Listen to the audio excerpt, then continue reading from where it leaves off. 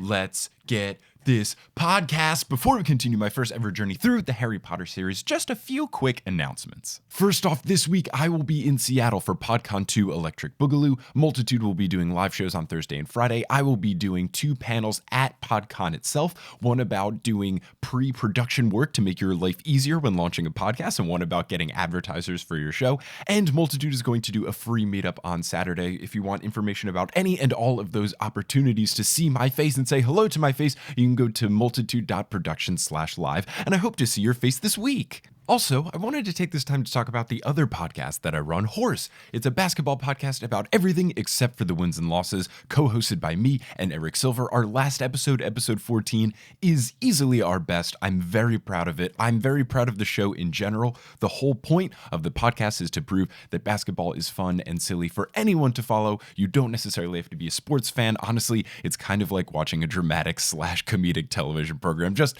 to follow all the antics and the online beefs and the drama of it. So I am very biased, but I highly recommend checking out our podcast, Horse. It's super fun, it's super silly, and if you enjoy the chemistry of me and Eric Silver on any episode of Potterless, you will enjoy this podcast. And speaking of things that I love and I don't care if I'm biased about it, we've new patrons to welcome to the team. So shout out to Andrej Samatana, Mary Blanchett, Joseph Rendell, Alan Huber, Taylor Kovacs, Ivanau, Wengli Loke, Jel Vandervet, Meg Volt, The Return of Callahan Andreas, Betul Dutkovich, Katie Hammond, Susan Bertline, Claire Spencer, Megan Bostock, Heidi Figgenshoe, Tom Burmeister, Charlotte Rady, Mackenzie Mullis, Franny Jung, Jilly Hope, Aurora Brennigan, I'm Alive Now, Lauren McKay, and Demi Lynn. Shout out to Caroline Fernari and Lizzie Hinson, who upgraded their pledge, and a huge shout out to Teal, who upgraded to producer status, as well as our new producer level patrons, Claire Spencer, Desiree Korf, Rory Collier, Sina Schutzeberg, and Silje Brunstad Rudmansony. They joined the ranks of Leanne, Vicky, Aaron, Erica, Calvin, Sadie, Jesse, Natalie, Deborah, Clow, Alex, Frank, Marchismo, Tori, Samantha, Juan, Jenna, Kieran, Rebecca, Abid, Caitlin, Rosemarie, Jill, Marie, Lisa, Ariel, Ramina, Kamal, Anthony, Russell, Dustin, Katie, Audra, Indiana, Eleanor, Sydney, Billy, Rosanne, Micah, Andrea, Nikita, Colette, Chrissy, Shrina, Lala, Chelsea, Taylor, Lovekesh, Ali, Cassandra, Roxy, Amelia, Sean, Jeremiah, Sarah, Jesus, Ben, Rachel, Zachary, Jessica, Natalie, Arna, Brandy, Melody, Kristen, Zach, Elisa, Tiago, Daisy, Jessica, Orca, Jonathan, Joe, Isabel, Steve, Vivian, Samuel, Victoria, Elena, Takari, Darlene, Drake, James, Haley, Marino, Moster, Pinky, Hannah, Angelina, Ross, Marie, Peter, Maria, Phineas, Natalie, Hermione, Victoria, Lee, Alex, Brian, Caitlin, Cecily, Raul, Finn, Mosine, Grace, Sammy, Raul, Ingen, Mari, Brienne, Heidi, Alexandra, John, Jen, Sefron, Dusty, Noel, Tao, Hala, Emily, Michael, Robin, Rebecca, Patricia, Jane, Will, Neil, Liz, Mariah, Brandon, Vittorio, Sarah, and Can't I Potter? Who never have really loud pigeons outside their window of their New York City apartment while they're trying to record the intro and the outro of their Harry Potter podcast. If you want to be like one of these amazing people and get access to exclusive live streams, bonus merchandise, bonus episodes, my notes, you can go to patreon.com/Potterless and pledge today. But without further ado, let's get into episode 60 of Potterless, covering chapter 5 of Harry Potter and the Deathly Hallows, guest starring Emma Sherr-Ziarko of Wolf 359 and the Pairing Podcast.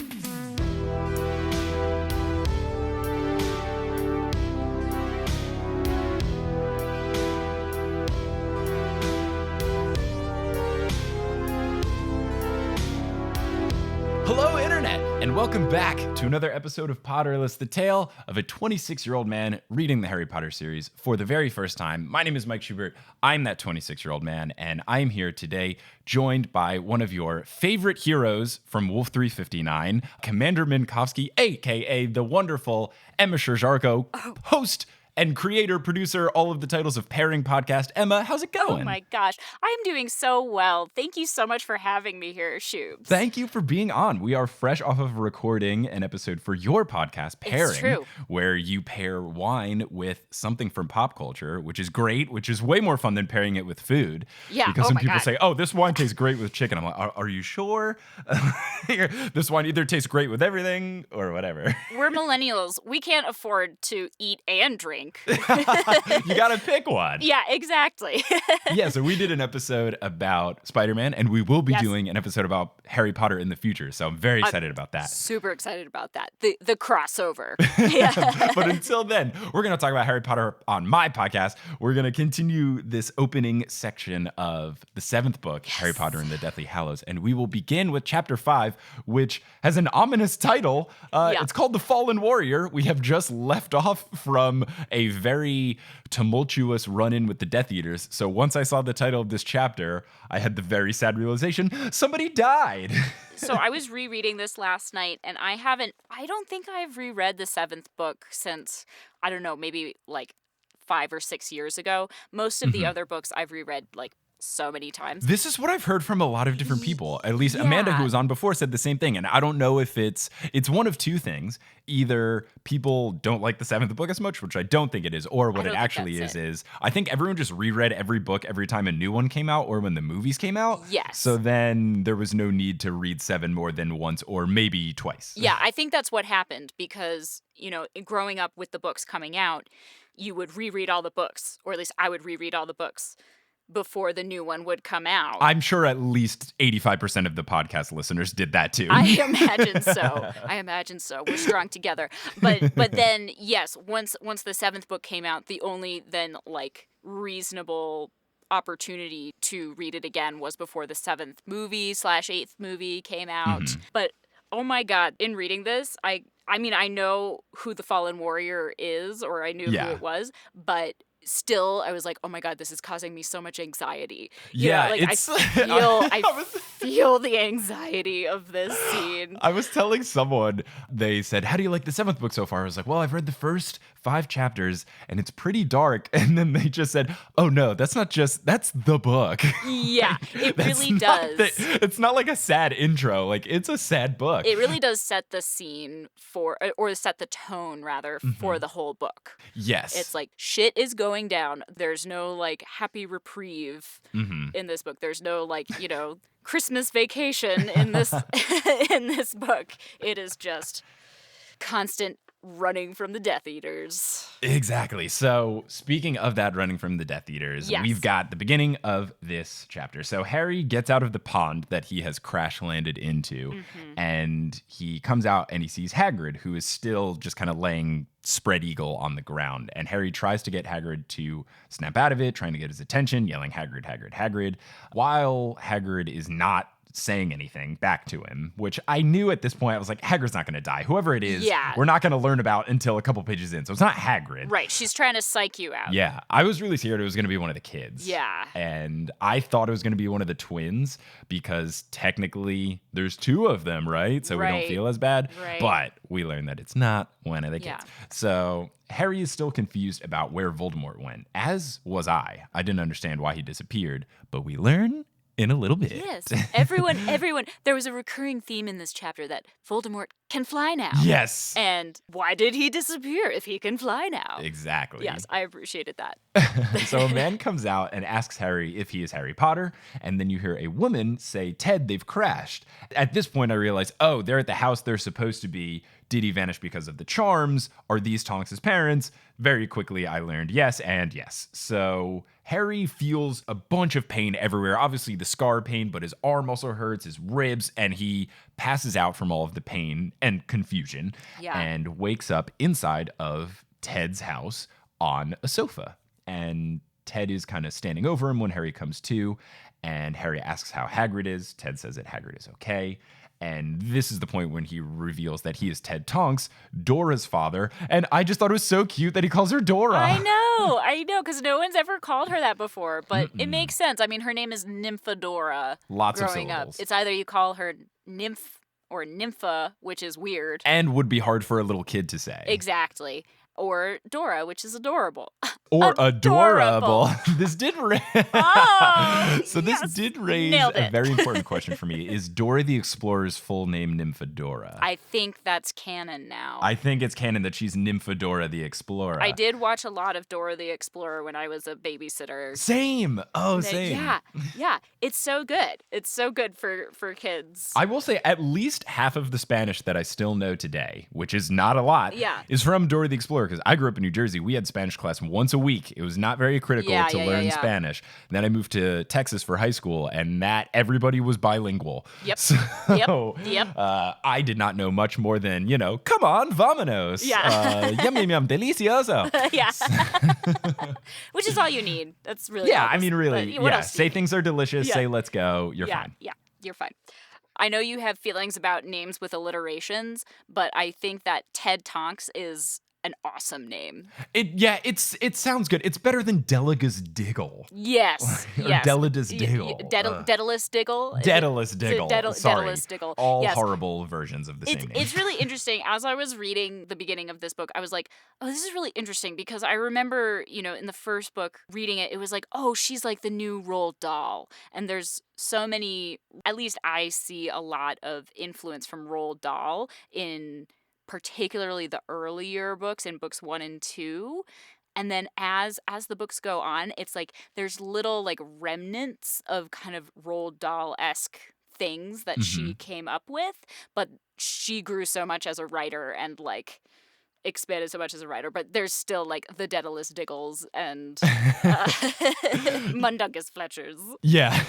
Someone on Twitter or someone on Facebook messaged me saying, did you ever think that the reason that there were a lot of alliteration names in the beginning and not as much towards the end is that the beginning books were children's books, and then as it got older, they weren't anymore, so you didn't need to have as, silly, easy to remember names.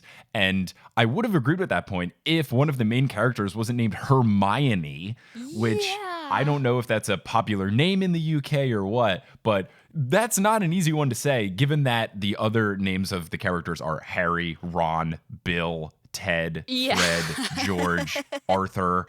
Molly, not Ginny. Very complicated names for the most part. That is a good question, and it's not one that I'm sure I know the answer to. Like, Hermione, I know it's the name of a Roman goddess, I want to say. Okay. Maybe? I would believe it. Given how much Latin is in these books, I would believe it. I think so. I think Hermione, like sort of like Minerva, is kind of a reference to Roman goddesses. I could be totally wrong. I'm pretty sure it is a more common name over there. I think the big confusion so. with no one knowing how to pronounce it was an American thing more, and we don't know people named Hermione. Oh, I That's totally just remember. not a thing. Yeah, I totally remember, like, when I learned, because I was a really precocious and obnoxious 9-year-old, when I learned that, Hermione was the correct way to pronounce it, and everybody else was calling her Hermione. I was like, no, she's Hermione. Yeah.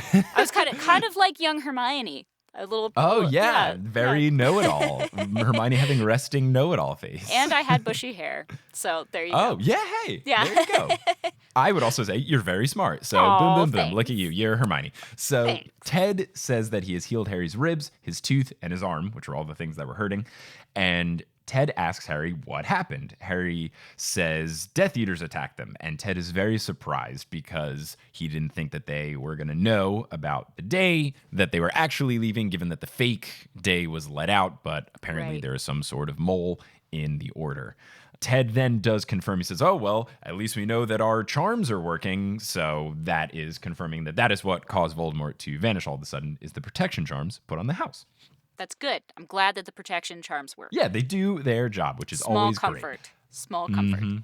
So Harry, at this point though, Harry imagines Voldemort standing 100 feet away outside of a transparent bubble trying to get through, which is just a hilarious image because I don't imagine what would actually be it, which would be Voldemort, trying some actual evil stuff.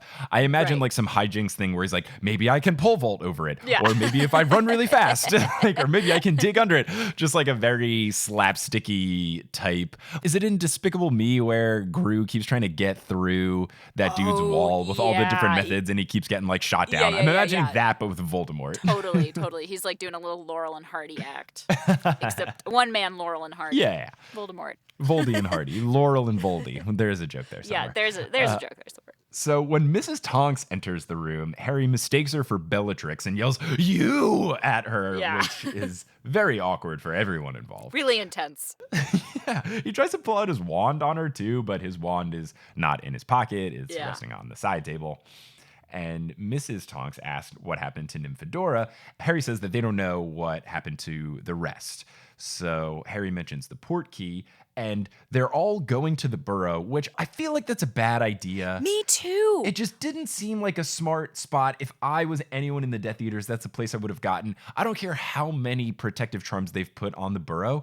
It just feels like a poor decision. I totally agree. And I was like, okay, I guess, the whole secret keeper thing, they're trying to make that be the reason why going to the burrow is acceptable. But it's just like, no, that is literally the first place that everyone would expect you to go. Yeah. Why don't you go to Kingsley Shacklebolt's house. Right? That's what I thought. Yeah. And like that's why I feel like the Tonks' house made sense for Harry to go and then Portkey. But don't Right. Portkey to the Burrow. You're right. The logical step would be Portkey to Kingsley's probably. Yeah. But I don't know. It just seems like there were better choices. And I haven't read far enough to see if this bites them in the butt. But at least so far, throughout Chapter 5, they do not get bitten in the rear. Not so far. Yeah, not yet. No, but no who spoilers. knows? I know, yeah, and honestly, given how the first 5 chapters went, I'm not expecting anything to go well ever, and I'm expecting Voldemort to fly in, seeing that he can fly at any point. Yeah. Like all bets are off.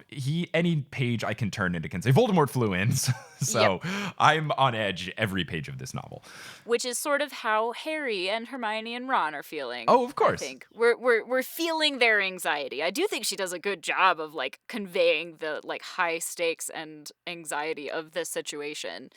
So well done, JK. Yeah, it's something we see. I've read like a little bit into Chapter 6, but it's something we see there where Harry is very anxious that he has to stay one extra day for Bill and Fleur's wedding. Yeah. And he's so anxious. He's like, every day counts. Like, they really understand the gravity of the situation. Like, no, we gotta go now. Yeah. Which at first I was like, oh, come on, Harry. But then it's, you can understand that they are just very stressed. Or we gotta do this ASAP. Yep. Then Ted Tonks says to Mrs. Tonks, Dora will be okay, Andromeda. And this is where we learn that Tonks' mom's name is Andromeda, and the only thing I know about her is that on Twitter I have been very vocal that there are no good Slytherins, and for a while I thought Slughorn was the only good one, and then as we learned in the end of 6, Slughorn also sucks. So I was making lots of Twitter statuses claiming there's no good one, we're back down to 0, and I've heard a couple people, yes, it's not really a big spoiler just to say a name, but people said just wait, you'll meet Andromeda Tonks in the 7th book, and she's good. So this is Andromeda Tonks, the one good Slytherin. The one good Slytherin. I literally can't think of another good one. Yeah, I don't think I can either. I don't think Snape counts. No, he definitely doesn't count. People say Merlin is a Slytherin, but I don't know if that ever shows up in the books or if that's just some fun fact we learn. Yeah, I forget if it's ever mentioned. I don't think it is because I always thought of myself as a Ravenclaw, and when I took the Potterless. The Potter. Sorry. Yes. Haha. My name is working. You did it. Suck it, JK. You're more in my brain than Pottermore. When I took the Pottermore sorting hat quiz, I got Slytherin. Not once, not twice, but 3 times. It's confirmed. So it is confirmed. Not only that, my Patronus is an adder, which is a kind of snake. Okay, I was going to say, is that a snake? It's a kind of snake.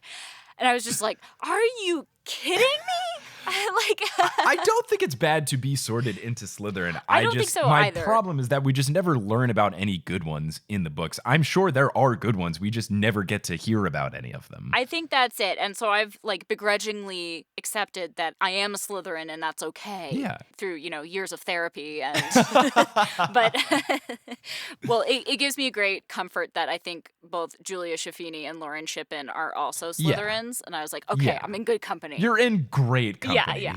You're doing just fine. Yes, but is Andromeda mentioned much? She is in not. The previous I books? think that she might only be mentioned in the family tree segment of the 5th book, where they kind of go through all of the names. Okay, and that's that makes where, sense. for example, I know the name Regulus Black exists because of that. Right. He is my theory for who RAB is, just because of the letters making sense. I don't know anything about him. So I think that is one of the names that is said, but I don't think we learn anything about her. I don't think that there was any point where people in the book say like, oh yeah, Tonks' mom is really cool. Right. She might be one of the ones like serious where it's like burnt off of the family tree portrait, and that's all we know Probably about her. because she married a mudblood. How dare she? How dare she? And Ted seems really nice. He seems like a great guy. I know, Ted. He's just a nice guy. Yeah, so speaking of Ted being a nice guy, he shows them the port key and says that it's supposed to leave in 3 minutes if you want to take it. So this is something I didn't realize, that there are time-sensitive port keys. I did not know that this was in play, and I thought it was a pretty cool dynamic. Yeah, I forget if that's something that was ever introduced before now. I don't think so. I think this is the only time, because the other port keys that exist are obviously the cup in Goblet of Fire. Right. And then you have the shoe that they use in the beginning of Goblet of Fire Right. to get to the Quidditch World Cup. But I think that that's really it. They have the Portkeys in the Ministry. Dumbledore makes the unofficial Portkey after the duel with Voldemort. But other than that, that's it. And they don't have any sort of time-sensitive one. So at first, when he said it leaves in 3 minutes, I was very confused about what that meant. I didn't know if it was going to leave without them. I didn't know if it was going to activate in 3 minutes or whatever. But as this chapter goes on, you get the sense that it's basically like a time-sensitive charm that after a while it will go away. And maybe this is something that the Ministry allows because they try to regulate all the Portkeys. So maybe this is either something that the Ministry did so that there are less Portkeys out there, or they did this so that the Ministry wouldn't care or know because they are worried about the Ministry being able to track Portkeys and stuff. Right. I think that's probably the real reason, is that if the Ministry knows where a Portkey is, I don't know if they have a similar trace type system. Yeah. If they know where Portkeys are, they will know the whereabouts of the Order. So they made them all time sensitive so that eventually it goes away. It also makes sense if, say, the shit hits the fan and the Death Eaters do show up in, like, the Tonks' house. Right. If they can distract them long enough from the Portkey, then it is no longer a Portkey. That seems like another level of security. Exactly. I guess. I think at the end of the day, this is just very smart planning by the Order of the Phoenix. Yes. Well done. Yeah, we've done it. So Hagrid asks Harry about Hedwig. Harry delivers the bad news. They share a bit of a moment about it, but then Harry says, it's okay. Hedwig had a great old life. And I had a question here. Do owls not live that long? Or was Hedwig old when Harry got her? Because 7 years doesn't seem like a great old life. I don't know. Okay. I don't know in our world, and I don't know in the wizarding world, which I imagine the rules are slightly different. I'm going to Google, how old do owls live? Yes, that's a good question. Let's see. A typical lifespan for a wild adult barn owl is 4 years, though the British longevity record is 15 years. Okay, so she actually was old. She was. The older I get, the more I am affected by cruelty to animals and like the deaths of animals, more than people, like way more than people. So were you distraught when Hedwig died? I was so distraught when Hedwig died. I didn't even blink. You didn't care. No. See, I rewatched Homeward Bound. Ooh, okay. Which was one of my favorite movies growing up, with the two dogs and the cat going on the journey home. And I watched it like a year or two ago. And this is a movie I've seen dozens of times, but I hadn't seen it in like 10 years. I bawled. Oh my God. Even though they all end up fine, and I knew they all ended up fine. No, I get it.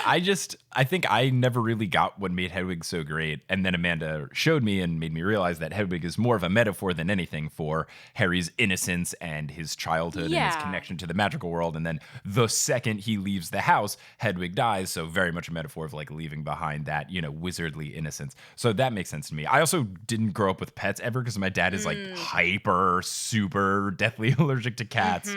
And my mom didn't want us to get a dog because my dad travels a decent amount for work. And she was like, I'm going to get stuck with walking this thing all the time. We're not getting a dog. So I was just never a pet person growing up. And then for me as an adult, just pets are really expensive and take a lot of time. And I am very busy with my real job, or then Potterless, and traveling a lot, whether I'm traveling for business or I'm traveling for pleasure. If I had a pet in the mix, so never really have been a big pet person. So when Hedwig died, I was not too shaken. If any of you follow me on any sort of social media, you know how much I love my cat. Yes. And now plural cats, which is a whole big deal. But Queen, who is in the corner here, she's my studio manager. She just likes to oversee everything. That's great. Cats are actually super easy. Oh, yeah. Kelly and I have already talked about it. When we eventually move in together, we will get a cat. We will get one cat. His name will be Pamplemousse, which is my favorite French word. Perfect. And we will call him Moose for short. Yes. And that is going to be our pet situation, and I'm happy with that. We had decided this before I started all this Harry Potter stuff, where I'm a big proponent of like naming cats or other pets based off of non-essential Harry Potter characters. Because when people have a cat named Crookshanks or a dog named Sirius, it's just the least creative thing ever. Yeah. If I had a cat now, I might, maybe before reading this chapter where we learn Mundungus Fletcher sucks, I would have named him Mundungus Fletcher because it's a cool name. Name for a cat. But as we'll learn in a little bit, Mundungus not good. Not a great dude. No, not very great. As John Mulaney would say, he's got the moral backbone of a chocolate eclair. Exactly.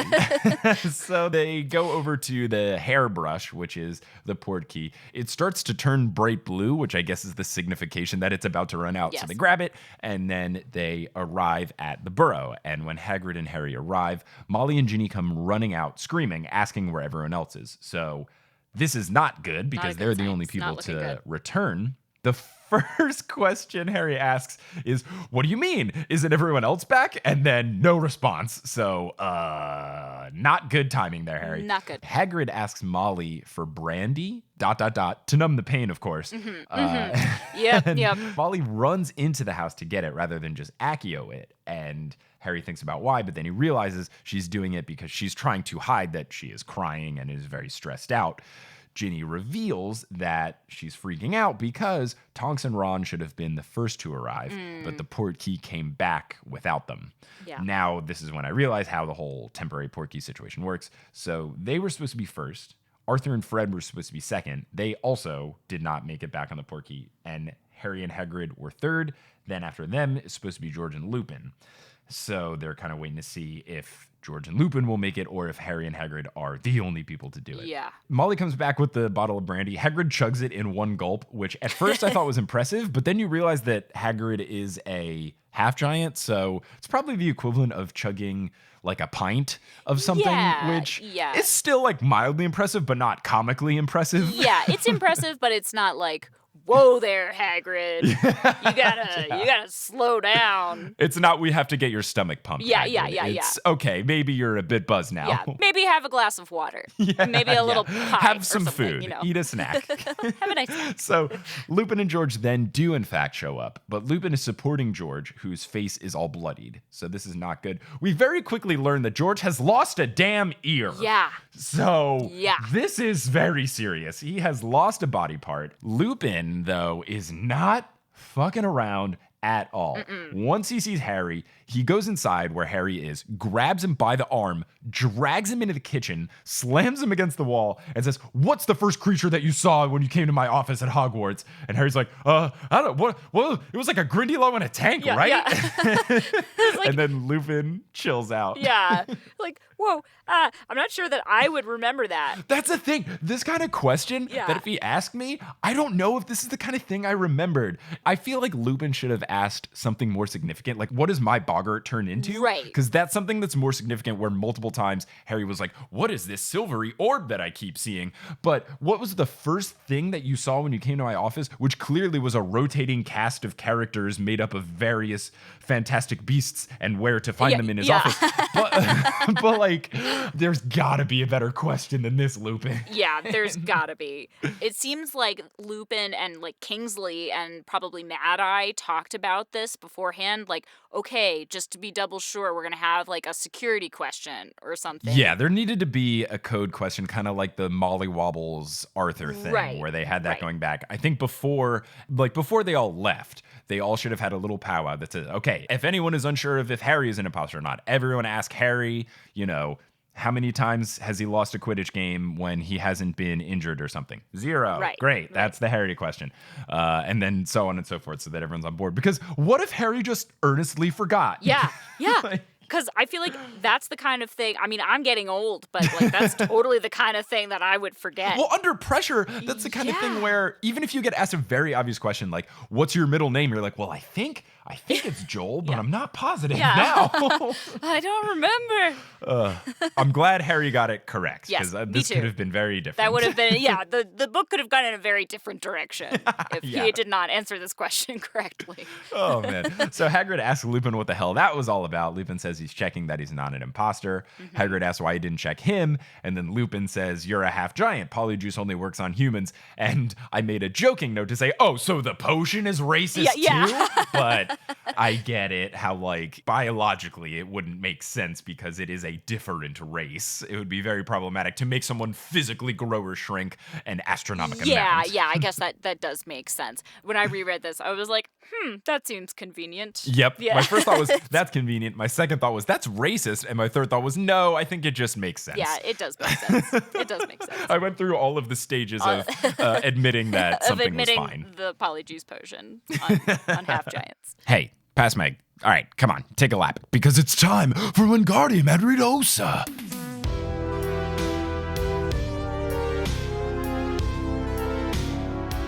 Today's episode of Potterless is brought to you by Shaker and Spoon. You ever get invited to a house party and you know that you need to bring some sort of beverage, but you're not sure on what is appropriate, you're not sure on what is fancy enough, you don't want to just roll in with a case of Bud Light because, let's be honest, that stuff is gross and you all deserve better. So what do you bring? Well, if you sign up for Shaker and Spoon, you can severely and significantly upgrade your alcohol game, and then you can bring that to parties and everyone will want to talk to you, and not Richard, who brought Coors Light, because honestly, you all deserve better. Shaker and Spoon is a delivery service that sends you a box of fancy ingredients to make 3 different cocktails for the same liquor. You can get boxes regularly, you can pick and choose when you get them. All you need to do is supply the bottle of liquor, and they will give you 3 very different drinks. I have loved all of the drinks that I have made or consumed with Shaker and Spoon, whether it was my box or my friend's box. They have so many fancy drinks. They have ones that are desserty drinks. They have ones that are more citrusy. They had one which is my favorite, which is a spicy drink because I love spicy cocktails so much. And you can get $20 off your first box if you go to shakerandspoon.com/potterless. You can get that first box, upgrade your fanciness game, and save $20 while you're at it. Again, that is shakerandspoon.com/potterless, and become better than Richard at the next party you go to today.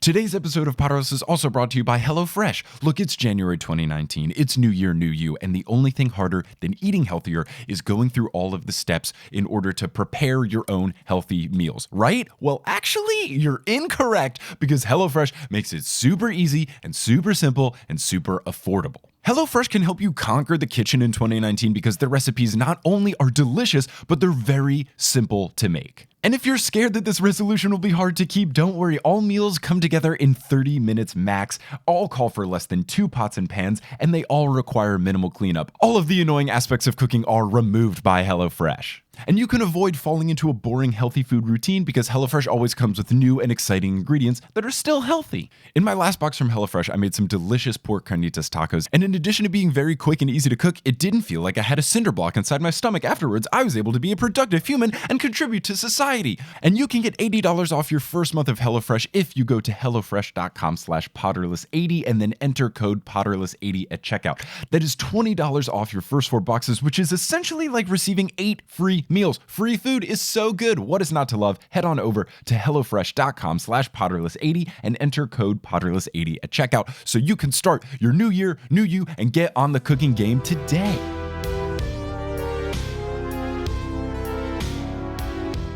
So Lupin hints that there has to be a mole in the order, and Harry says that no one in the order would have told Voldemort and talks about Voldemort catching up with him at the end, meaning that Voldemort didn't know it was him right away, so he didn't know the full extent of the plan, aka the 7 Potters situation. Right. Harry recounts the whole thing, and then he gets to the Stan figuring him out situation. And Lupin confirms that the reason that Stan knew it was Harry was because of Expelliarmus. Mm-hmm. And Lupin has a quote where he says, "The time for disarming has passed." It's a great thing where Lupin has been very stoic and pretty level-headed and calm. Yeah. But the vibe that I got when Harry says he used Expelliarmus and people knew, like, I imagine Lupin, like, holding something in his hands and just dropping it in pace, be like, "Fuck, Expelliarmus? Are you fucking kidding me? Like, really? What? Oh, Harry, come on! Like, come on, Come on, you're so much better than this. Dude, I taught you better." Like, this to me was him breaking, like, no, cut, dude. Just being so disappointed. I just love that, like, Expelliarmus is, like, Harry's signature move. Like, no one else would ever use Expelliarmus, even though that's one of the major counter curses that they use, like in Dumbledore's army. This was exactly my thought, but Lupin does make a good point to say that what really stood out is that Harry used Expelliarmus as the spell when Voldemort tried to use Avada Kedavra in their big duel in the 4th book. And he notes that all of the Death Eaters in attendance noted that that was a strange move to make at the time. Whether it was correct or not, they just associate using Expelliarmus with Harry. Yeah. And that's what gave him up. Yeah. I guess, again, fair. Yeah. Learn a new spell, Harry. Yeah, that's really it. So Lupin does say you should have at least thrown a stunning spell at him. But Harry does make the good point that it seems like Stan was under the Imperius Curse. And this makes much more sense than my theory, which was that the reason Stan was here was that Malfoy was using Polyjuice Potion so that people wouldn't know that they have a Hogwarts student in the Death Eaters, which I still think like makes sense. That's a really good theory. So that was my theory in the 6th, because we had a situation where like they brought Stan in for questioning and then arrested him, and then it seemed like a wrongful arrest. Right. So my guess was that Malfoy was meeting with Death Eaters, much like he met with Borgin and Burks. Yeah. Like he was meeting with Death Eaters somewhere and then Polyjuice so that he wouldn't get caught, and then he could just run away, and then they would try to get Stan Shunpike. But now it makes a lot more sense. And Amanda tried to make this clear to me in the last episode, and I did not catch it. She said, well, it did note that his face was completely dull, and it went straight over my head. So I understand that Imperius makes much more sense. I mean, you could make the argument that maybe Malfoy's face would be dull because he's like sort of in this catatonic state, like as we see, or not catatonic, but like but just very stressed and terrified of everything. Yeah, he's like not himself. No, not at all. I mean, partially in the 6th book, and then very much so far in the 7th book. I think it's like Malfoy's like, what the fuck am I getting into? I just wanted to pick on people, and yeah, I just wanted to be a bully. I just wanted to be an asshole. I didn't want to kill people. Yeah. So Harry says that he didn't want to use a stunning spell because he thought that Stan is under the Imperius Curse. So if he used a stunning spell and he fell to his death, isn't that just as bad as using Avada Kedavra? And Harry then does cite that, hey, Expelliarmus worked in the past, and this is when Lupin says, well, yeah and that's why it stood out. So Harry asks Lupin, oh, so you think I should have killed Stan Shunpike? And Lupin says, no, but the Death Eaters just associate Expelliarmus with you as your signature move. Yes, it is useful, but you can't let it become your trademark. Right. I mean, Lupin in many ways is kind of Harry's most consistent father figure in the books, I feel like. Yeah, even if it's not a father figure, he's just a good mentor. Yeah, like he teaches Harry the most things. He does, because even Dumbledore is not the most helpful in many ways. No, he's always very dramatic. He's very dramatic. Waits until the end of the year. Yep, and doesn't give Harry enough information, while I feel like Lupin maybe doesn't give him all the information, but he gives him more and kind of treats him more as an equal. Yes. Lupin is just, I mean, consistently the best. Oh, he's the best marauder, no contest. Yeah, no absolutely. Question. Absolutely. So Hagrid then comes in and says that George is going to be okay, but they can't cure his ear because it's been cursed off, which that sucks. Sure, that's a thing now. So the note that I made at this point is, well, silver lining, at least you can tell the twins apart. Immediately followed by, I'm so sorry. Well, but then George makes we'll learn the later. same. Yep, we'll learn later that I don't feel as bad about making this joke. Yep. So Hermione and Kingsley then arrive, so that's good. Hermione does her classic throw her arms around Harry move, which he always does. But Kingsley is also not fucking around. Points his wand at Lupin, asks what Dumbledore's final words to them were, and they were, Harry is the best hope we have. Trust him. Which is very sweet. That is very sweet. That is my goodness. Very, very sweet. So Kingsley is also on Lupin's thought process that someone betrayed them tonight. And this has to be when Snape talked about having a source. This has to be the situation. Right. So Lupin brings up that, yes, they knew it would be tonight, but they didn't know about the 7 Harry Potters thing. So there's something messed up there. Kingsley starts to recap what happened to him, and he starts to say, Remus he can, and then Harry butts in, Fly. I saw him too. He came after Hagrid and me. Yep. And that makes Kingsley realize, oh, okay, that's why he left. But how did he know it was you? And then Lupin says, well, Harry was a bit too kind to Stan Shunpike. And Hermione says, Stan, shouldn't he be in Azkaban? And then you get a quote, which this is the second time this has happened in pretty recent, I think it was the very end of the 6th book. Kingsley let out a mirthless laugh, which is becoming a theme. So he says that there's been a breakout at the Ministry, and obviously they've covered it up. It's just, fuck the Ministry. Yeah. They're so bad. I know. It's so bad. frustrating. Of all of the government agencies, the Ministry of Magic seems to be the most inept and easily infiltrated and easily corrupted. Yeah. You would think if you had magic, you would do better. They do not. They don't do better at all. So the reason that Kingsley knew that this breakout occurred is because Travers was there, and he's also supposed to be in Azkaban. Right. Kingsley asks about George.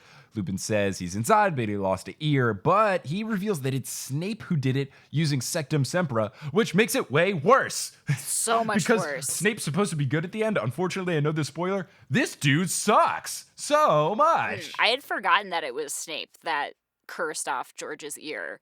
You know that he ends up being quote-unquote good. Yeah. When does this dude turn? Yeah. And it's just like, how far, like, what is his plan here? If his ultimate goal is to be good, I guess he's willing to make some serious sacrifices. This is something that I brought up last episode, or at least one of the two with Amanda, is like, this seems like the perfect opportunity to let the truth slip because they have this fake date.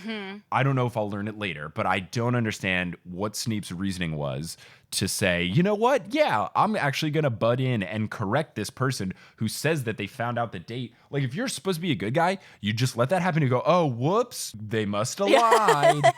My guess is that it's just got to be him trying to really confirm his double agent status to Voldemort, because he does get the question asked when he first arrives by Yaxley, do you think your reception will be good? So maybe Snape wasn't in the best status with Voldemort at the time, and he needs to kind of prove himself by being right about this thing where there was bad information going on. But it just does seem like a very risky maneuver, and maybe that's why, and maybe this is, another prediction that could blow up in my face, but maybe Snape purposefully left out the 7 Harry Potters thing in hopes of that would throw the Death Eaters for a loop and at least keep Harry safe. Like, maybe that is why they only know half of the plan, is Snape decided to say, okay, I'm going to tell Voldemort this so that I prove to him, or at least, show, and he thinks that I'm on his side in my double agent status, but I won't tell him the full story so that maybe the rest of the Order can find a way to escape. Yeah, I'm trying to think. I feel like there's another character or historical figure that I can't quite think of who really fully commits to Loki. Yeah, maybe Loki. But even Loki, Loki's more selfish and doing stuff for himself, whereas Snape is really being a crazy double agent for an ultimate goal of taking down Voldemort. Yeah, he's willing to go to such extreme levels. He really sees the big picture. Yeah. Maybe he's like Kepler from Wolf 359. Maybe that's it. Hey! Love you, Zach Labresco. So Harry goes in to help Hagrid get unstuck from a door, which has happened multiple times since he's showed up at the Burrow, which is great. Yeah. But he goes inside and he asks Mrs. Weasley about George. She says that she can't heal it because of the dark magic, but at least he's not dead. And then Harry says, yeah, thank God. And I feel like this is the only time they've said God in the Harry Potter books. I knew that they have Wizard Christmas, but it very much stood out to be like, whoa, I don't think they've said that before. And it's also capitalized G. You know, like, it's like, okay. Yeah. They usually say stuff like, thank goodness. Yeah. I found that a bold move. I thought that was weird, too. So now it just raises further questions that I've had in the past. Are people religious that are wizards? And is Jesus a wizard? Yeah, I mean, either this is the ultimate plug for Christianity, wizards are magic, and since they know magic, and then if they believe in Jesus, then Jesus is magic, and either it's that or it's just a vernacular thing. Yeah. I'd be curious to hear what J.K. Rowling's thoughts are on religion in the Harry Potter books. I don't know if she's shared those. Yeah, I don't know. Maybe it's definitely not like a Pottermore thing, at least. But the other thing you could say is like, Harry did grow up with a Muggle family, so maybe it's a Muggle thing, and he just picked it up from the Dursleys or people around his little Privet Drive Muggle situation. Because, I don't know, it's not like there aren't people that don't believe in God in the world that say, oh my God, or thank God, or, GD.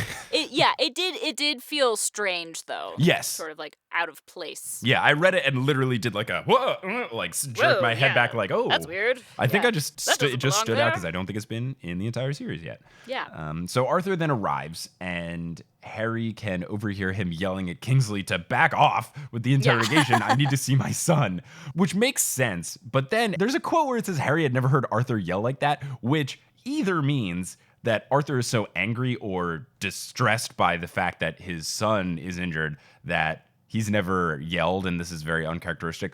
Or what if Arthur is the imposter? Right.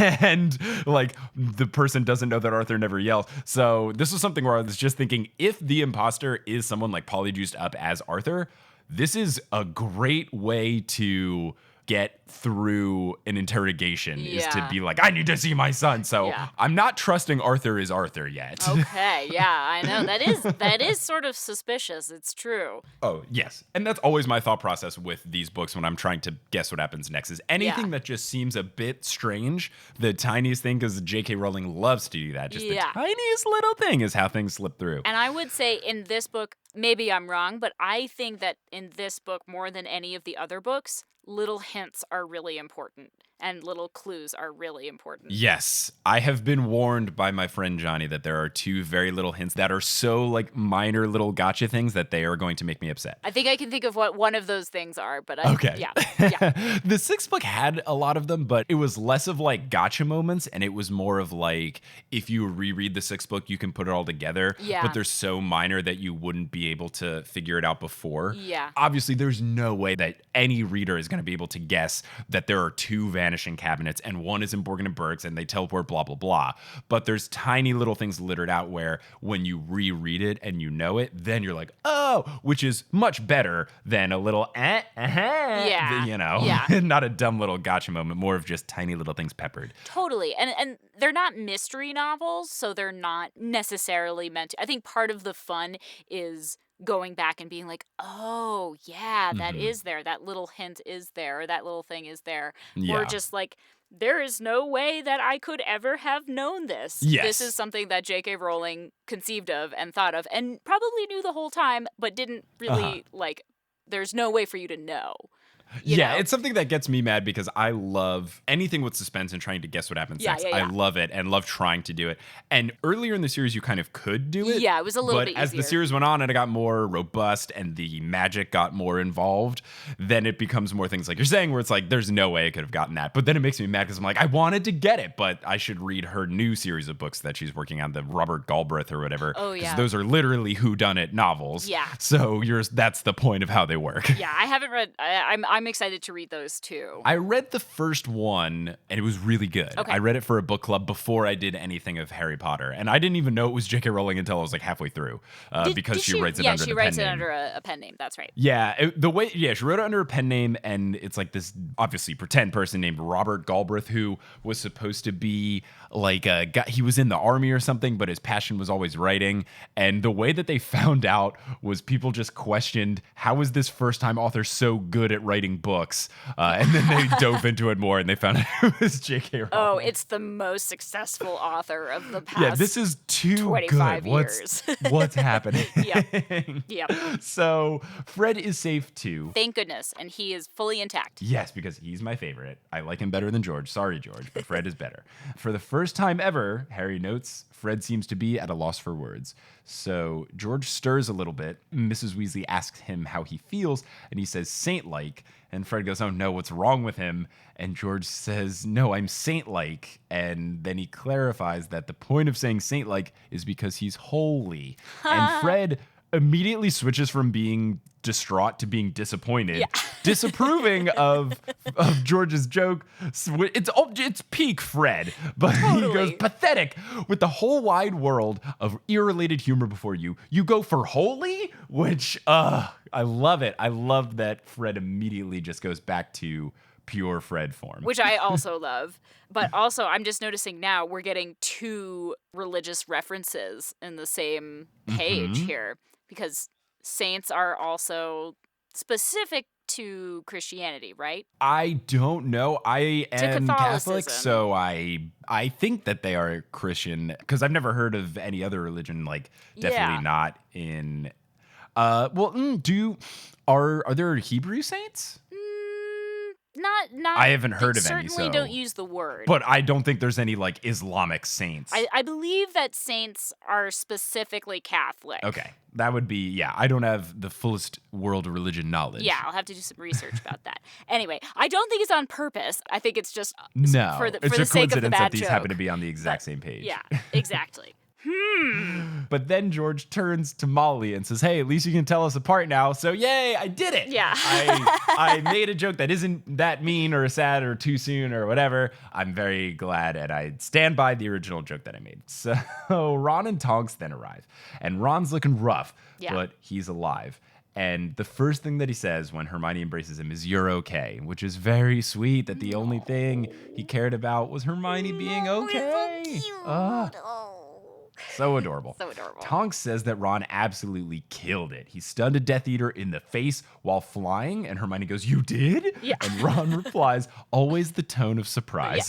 Which is great. So good. I love their banter. Top bants, as the British people would say. Lupin asked what kept them so long, and Tonks says Bellatrix. Apparently, she wants to kill Tonks as badly as she wants to kill Harry.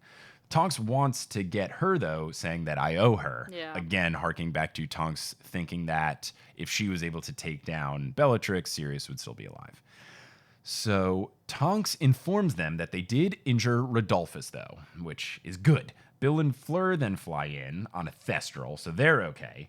Bill straight up looks directly at Arthur, doesn't say anything else, just straight up walks up to him and goes, Mad Eye is dead, which... Yep. Ah! Well, it's like no sort of like narrator saying that Bill looked distraught, no sort of preamble or any sort of preface for this. It's just straight up, Bill showed up, hey, Mad Eye's dead, which I do think that J.K. Rowling really constructs this scene masterfully because, you know, this conceit of like everyone coming back in twos. It's like, okay, well, who's going to be, and the fact that it's called the Fallen Warrior, someone is dead. And it's probably not Hedwig. It's probably someone other than Hedwig because you can't really call her a warrior. Oh, yeah, yes, Hedwig.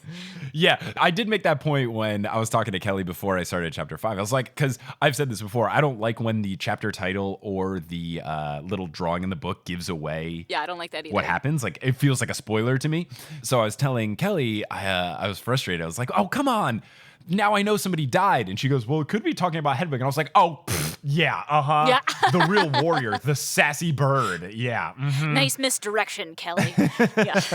No, that is the ultimate thing, is love her to death. She always tries to make sure that I don't know anything. And even when things are very obvious, like when I was very certain that Snape was the Half-Blood Prince, until I read the actual page where Snape was like, Potter, it's me, the Half-Blood Prince. Yeah. She was always trying to throw doubt, like, maybe it's someone else. Maybe it really is Eileen Prince, you know, all these other things. So I very much appreciate her trying to protect me from spoilers.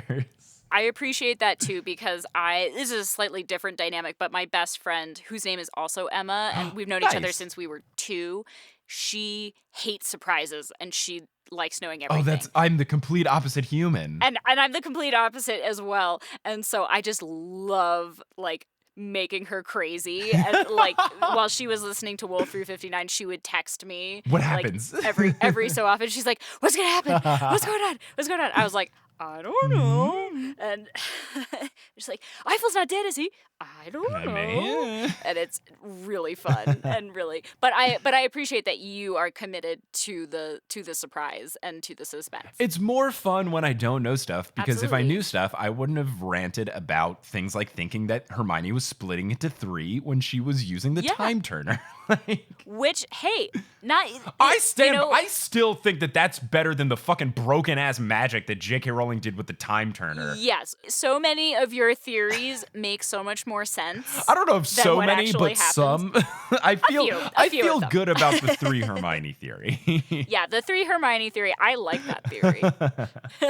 So Bill straight up looks at Arthur, says Mad Eye is dead, and at this point, I was sad because Mad Eye is cool, but when I think about all of the people of the Order that could have died in this situation, he is the second to last person that I care about, in terms of the most being Charlie, who's not there, and then last place being Mundungus Fletcher. So obviously, if Mundungus died, I wouldn't have cared at all. It would have been too small. Yes, Yeah. that's exactly what I realized. She needed to find the person who would like still affect you as a reader, as an audience member, but not like destroy you. Yeah.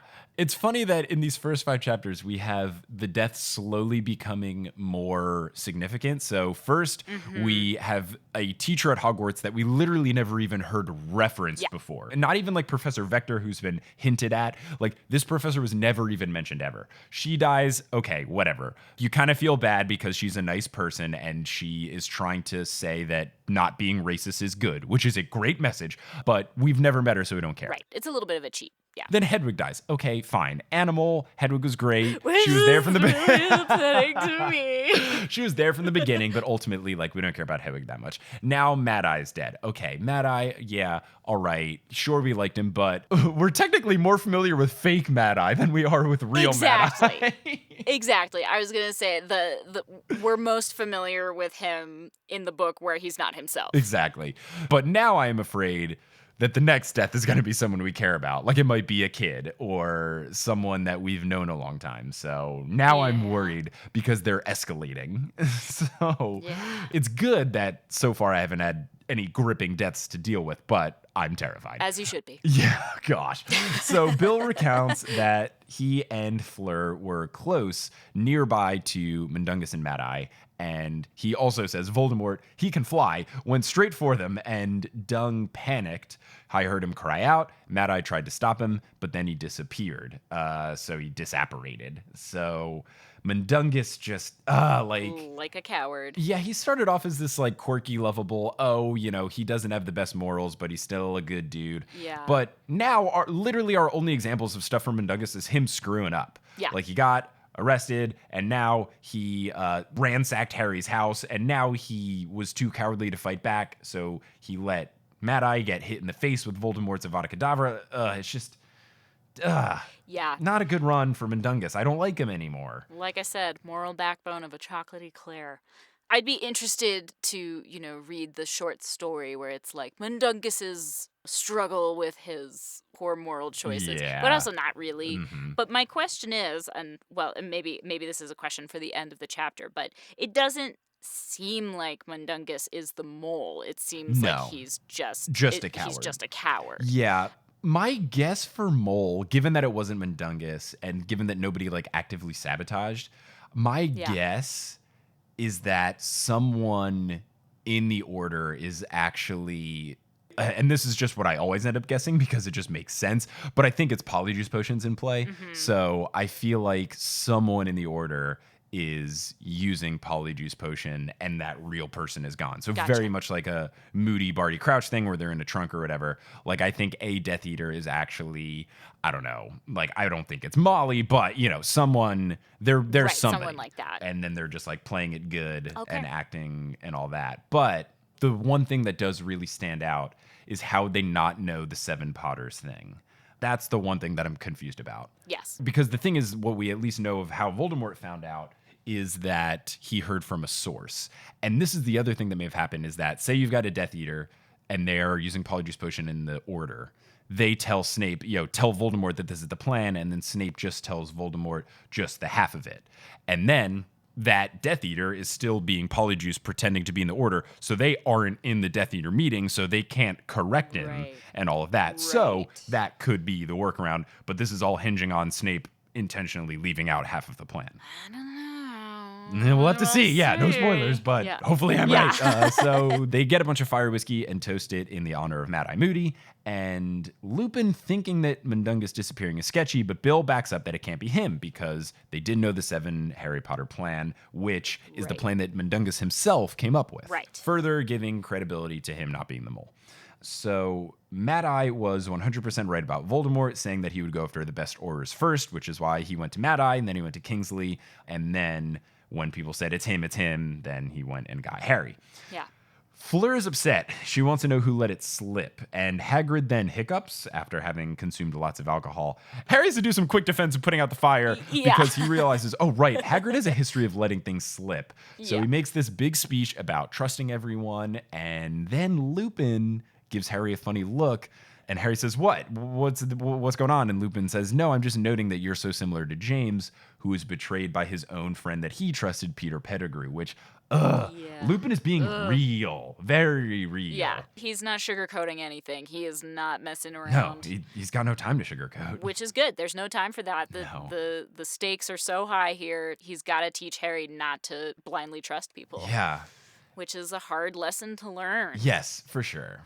As the books go on, things get darker and darker, and like it does teach you lessons about growing up and like harder lessons about growing up. And some of the lessons here, I mean, and you get it like with the third book with Peter Pettigrew, but there's no real like emotional connection to that. Yeah. But as the books go on, like with Snape killing Dumbledore and like these kinds of things, it's like, oh, okay, you have to learn not to trust people. Yeah. Inherently. It's very much a thing that I dealt with growing up, is that you can't always trust adults. And it's this weird thing where as you're a kid, you just have this understanding, oh, all adults are good and they are nice and they are correct and I should trust them. And it's this weird thing that I had to like slowly learn, like, oh, not all adults are great. And the way that I learned it, an interesting way, I played baseball growing up and I played travel baseball as well. And I played Little League. And for most Little Leagues, usually you have an all-star team at the end of the year that plays during the summer. And they usually take like the best people. And I was once like not chosen for the all-star team, and I just thought, oh, maybe I wasn't good enough, whatever. But what actually happened was the guy who was in charge of picking the all-star team actively didn't want to choose me because I was on one travel baseball team and his son was on another travel baseball team, and we kind of had like a rivalry type thing. So this is something I learned later. I was very confused. I was like, wait, hold on. So I should have been on the team, but he just did it because of this weird grudge because of like baseball drama. Like, I thought adults are supposed to be nice. And then my dad had to tell me like, no, some adults are petty, even though they're grown men. Like they will do very silly things. Hey, how's it going? It's Editing Mike. Real quick, just wanted to make sure that I really drove home how ridiculous this human being was. You know how professional baseball players sometimes intentionally throw pitches at people to send a message or get back at someone? Yeah, this coach tried to do that to me because my best friend accidentally hit his son with a pitch, so he thought to get back at my best friend, he would intentionally hit me, a 13-year-old boy at the time, with a baseball pitch. This is a grown man having his son throw a baseball at me, the best friend of someone who accidentally hit his son with a pitch in a baseball game, which happens pretty regularly. So I just hope this drives the point of how ridiculous this man is. I'm sure you're doing really great things, Coach Tony.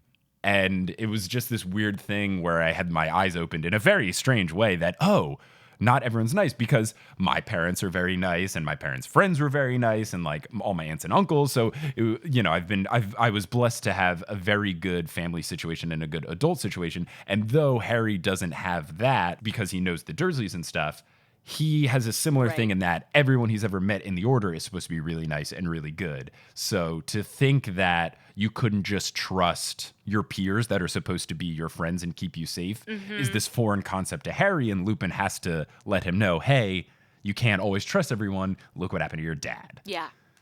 Which sucks. And it's hard to do when you're 17 years old. Yeah.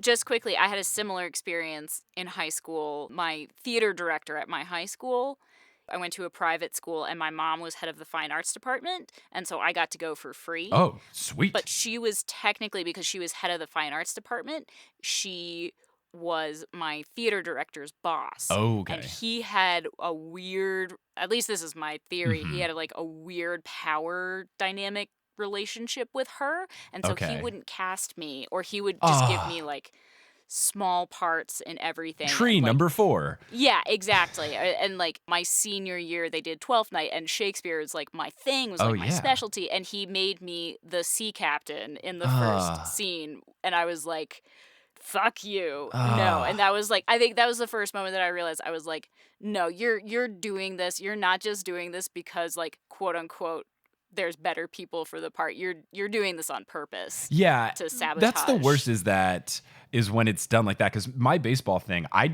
my dad told me about this like years later. And I didn't think that I was that great. But my dad was like, no, you were you like statistically were better than, you know, I played second base. So it was like the league kept stats.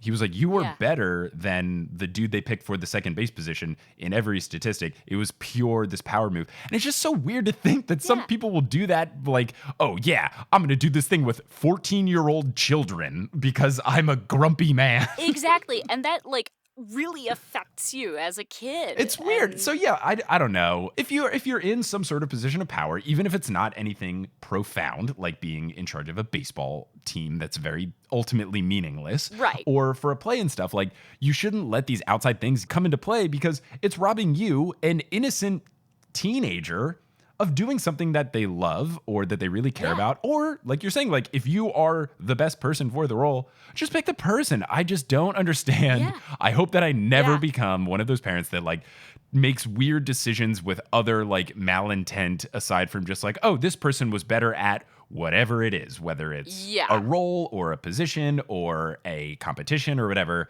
Like just let the best people get picked and I don't get it. I know. I don't either. Well, anyway, Harry Potter.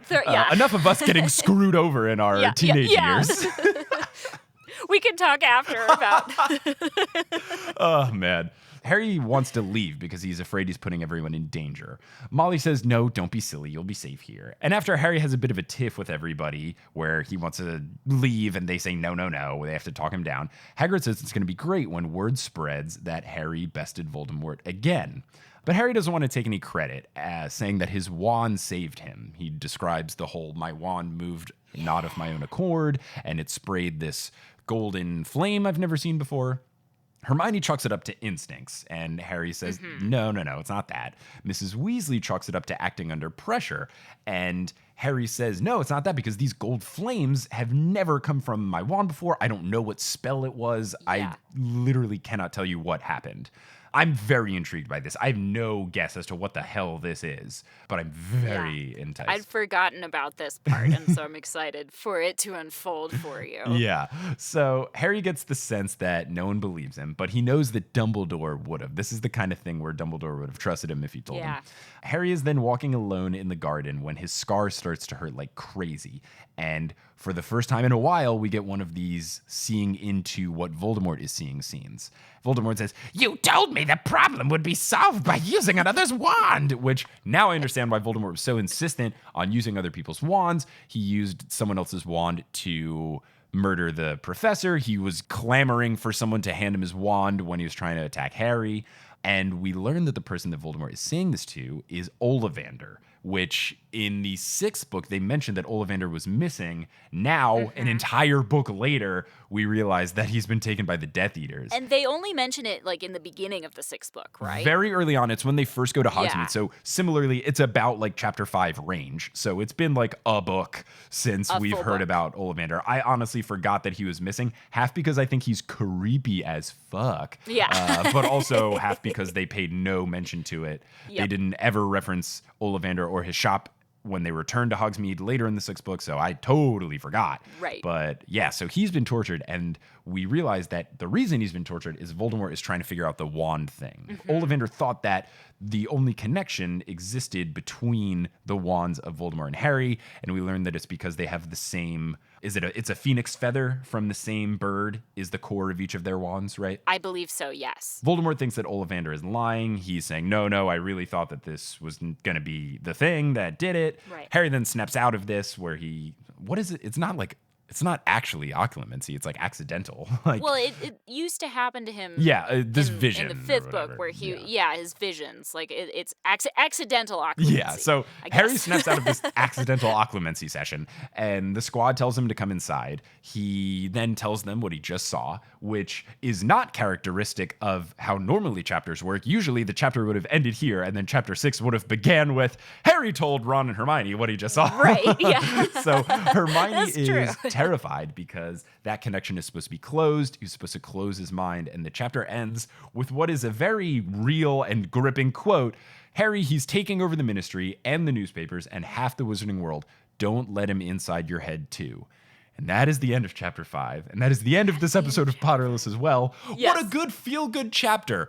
George has lost an ear, Mad Eye is dead, and Harry cannot necessarily keep Voldemort out of his brain anymore. Yep. things are not looking good. No, they're not. We have not had a good, fun chapter yet. Nope.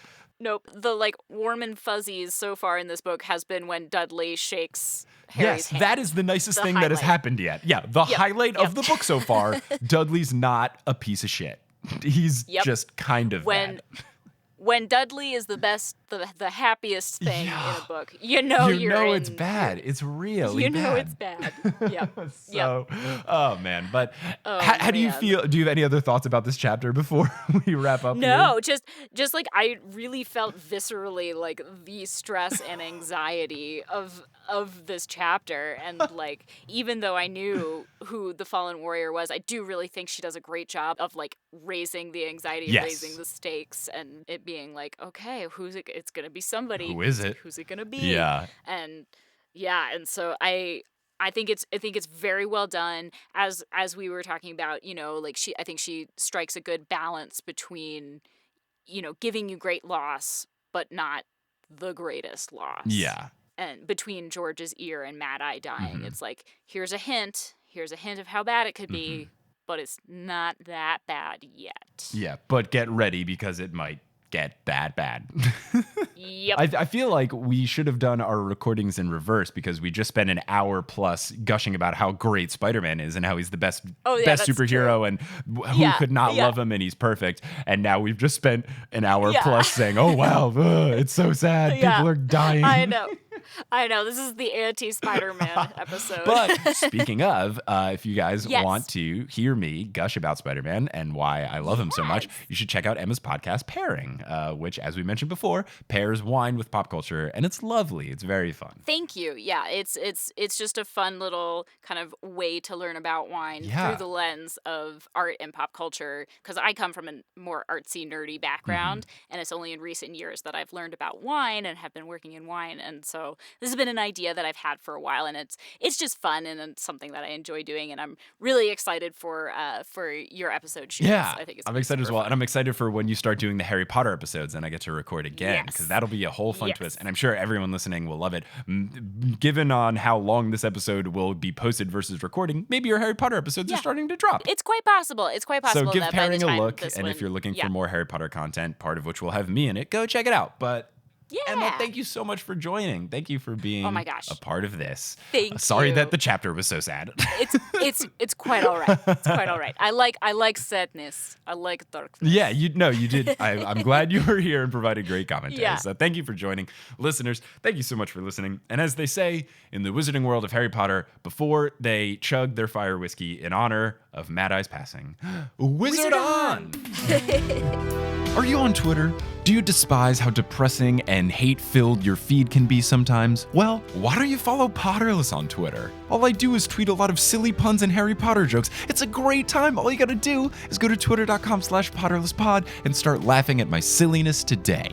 Potterless is created by Mike Schubert. It is hosted by Mike Schubert. It is edited by Mike Schubert. It is produced by Mike Schubert, as well as Leanne Davis, Vicky Garcia, Aaron Johnson, Erica and Calvin Bauer, Sadie Baird, Jesse Horgan, Natalie Klobuchar, Deborah Wilkins, Klaus Serlopu, Alex Stark, Rebecca Adamick, Frank Chiodo, Marchismo, Tori Larsick, Samantha Rose, Juan Sanfilio, Jenna Dowsett, Kieran Webb, Abita Med, Caitlin Jordan Pontillo, Rosemary Dodge, Jill Boulay, Marie Lisa C. Keen, Ariel Bird, Romina Rivadeneira, Pinky Pan, Camille Dock, Anthony Bonrigo, Russell Dunk, Dustin Molencouch, Katie Rogers, Audra, Indiana Mercer, Eleanor Curlin, Sydney Cawthorn, Billy Hinton, Rossanne Batamana, Micah Cole, Andrea Franz, Nikita Power, Colette Smith, Kirsty Hutton, Trini Nadcat, Lala Palmer, Chelsea Green, Taylor Armstead, Lovekesh Longer, Ali Madsen, Cassandra Aponte, Roxy Chaos, Emilia Kraus, Sean Montag, Jeremiah E. Hurd, Sarah Nink, Jesus J. Morales, Ben Silver, Rachel Guthrie, Zachary Pulido, Jessica Ann, Natalie Jung, Arna Gutna-Daughter, Brandy Baldonado, Melody McGinnis, Kristen Chavez, Zach Ross, Klein, Elisa Figueroa, Diego Costa, Daisy Carton, Stoddard, Jessica Jacob, Orchid Grower, Jonathan Flaw, Joe Harrison, Isabel, Steve Trelaw, Vivian Santos, Samuel Miner, Victoria Renee, Elena, Takaria Ront, Darlene Ruiz, Drake Perez, James Stepp, Haley Hastings, Marino, Moster, Hannah Shepard, Angelina Withred, Ross Marie Heise, Peter Bemis, Maria Vega, Phineas Ebner, Natalie Lozano, Hermione Hoff, Victoria Doolin, Lee Ganji Singh, Alex Bisholta, Brian Williams, Caitlin Sullivan, Cecily Togball, Raul Avila, Finn Stuckey, Mosin Siddiqui, Grace Riggle, Sammy Curtis, Yarul Pineda, Ingan Oddsdaughter, Mary Wynn, Brian Wingate, Heidi Stoll, Alexandra Consulver, John Kotker, Jen and Juice, Sephron Baez, Dusty Nickeram, Noel Baselet, Tao, Hala O'Keefe, Emily Tyrell, Michael Russell, Robin Fernandez, Rebecca Shumway, Patricia Cologne, Aaron Rapp, Jane Lance, Will Barrington, Neil Fournier, Harper Caldwell, Liz Bigelow, Maria Noah, Brandon Pickens, Vittorio Nicoletta, Sarah Enslin, Teal, Sina Schutzenberg, Silje Brunstad Rudmansony, Desiree Korf, Rory Collier, and Can't I Potter?